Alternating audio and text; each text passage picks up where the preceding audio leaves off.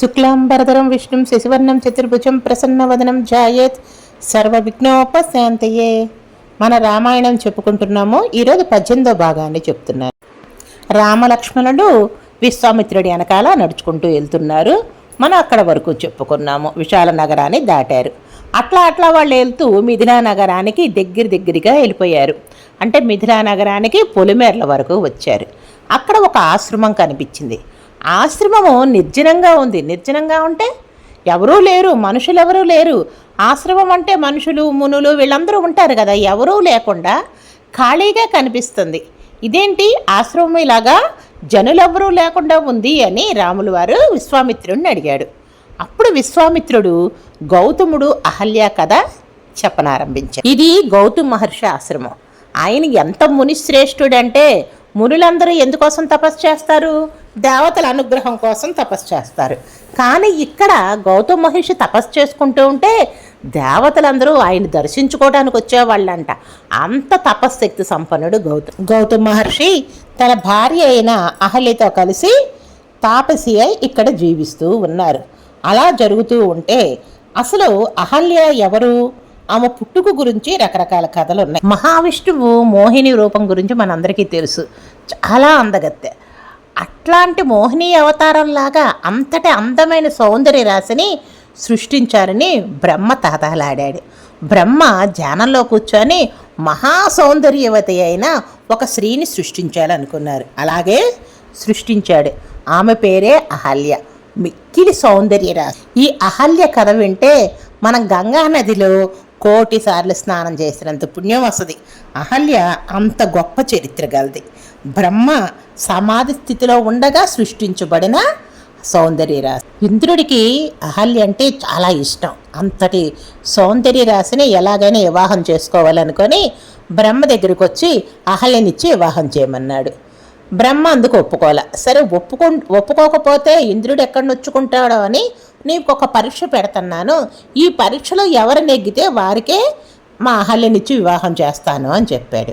ఆ పరీక్ష ఏంటంటే భూలోకానంతా తిరిగి రావాలి, ఎవరైతే ప్రదక్షిణం చేసి ముందొస్తారో వాళ్ళకిచ్చే వివాహం చేస్తానన్నారు.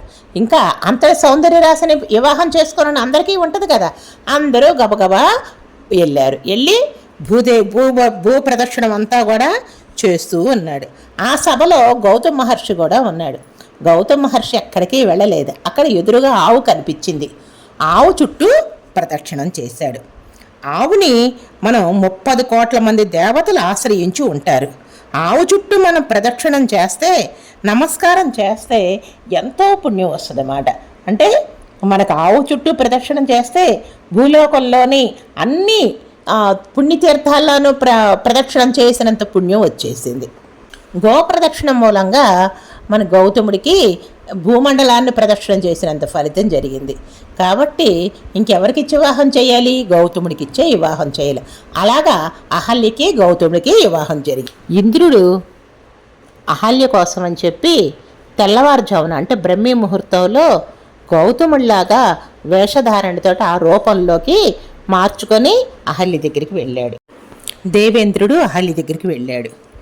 తర్వాత దేవేంద్రుడు లోపల నుంచి బయటకు వస్తున్నాడు.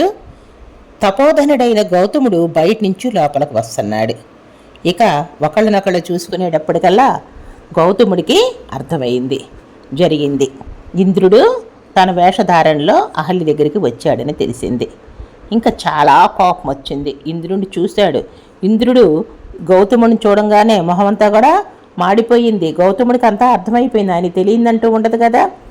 నువ్వు నా రూపాన్ని పెట్టుకొని నువ్వు వచ్చి చెయ్యరాని పాపం చేశావు అని ఇంద్రుడికి శాపం పెట్టాడు. గౌతముడు అహల్యకు కూడా శాపం పెట్టాడు. నువ్వు తపస్సు చేసుకుంటేనే ఉండిపో, నీకు ఇంకా ఆహారంగా ఏమీ లేదు, గాలినే భుజిస్తూ ఉంటావు, సంవత్సరాలు అలాగా తపస్సులోనే నువ్వు ఉండిపోతావు, నీ మీదంతా కూడా దుమ్ము ధూళి అంతా పడిపోయి నీ రూపం కానరాకుండా ఉంటుంది, అలా తపస్సులో ఉండాలి నువ్వు. అలా కొంతకాలం అయిన తర్వాత శ్రీరామచంద్రమూర్తి ఈ అరణ్యంలోకి ప్రవేశిస్తాడు.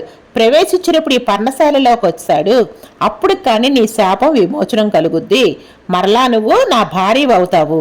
నాతో పాటు యజ్ఞ యాగాది క్రతువులు చేయడానికి మరలా నా పక్కకొచ్చి నా పత్ని స్థానాన్ని పొందుతావు. అప్పుడు వరకు నువ్వు పర్ణశాలను విడిచిపెట్టి ఈ హిమ పర్వతం మీద తపస్సు చేసుకుంటూ ఉండిపో అన్నాడు. అహల్య అలా కొన్ని వేల సంవత్సరాలు అక్కడ తపస్సు చేస్తానే ఉంది. గాలే ఆహారంగా ఉంది, ధూళిలో పడి తపస్సులో ఉంది. శ్రీరామచంద్రమూర్తి ఆశ్రమంలోకి వచ్చారు. ప్రవేశించిన వెంటనే 33,000 కోట్ల మంది దేవతలు సైతం కన్నెత్తి చూడలేనంత దేదీప్యమైన తేజస్సుతో అహల్య తన పూర్వ రూపాన్ని పొందింది. రాముడు మూలంగా భయంకరమైన పాపాలను కూడా తొలగించువాడే రాముడు. శ్రీరామచంద్రమూర్తి దృష్టి పడగానే అహల్య బాహ్యస్థితిలోకి వచ్చింది, శాప విమోచనం పొందింది. అందుకనే రామ అంటేనే మనకి ఎన్నో పాపాలు పోతాయని అందరూ చెప్పుకుంటాం.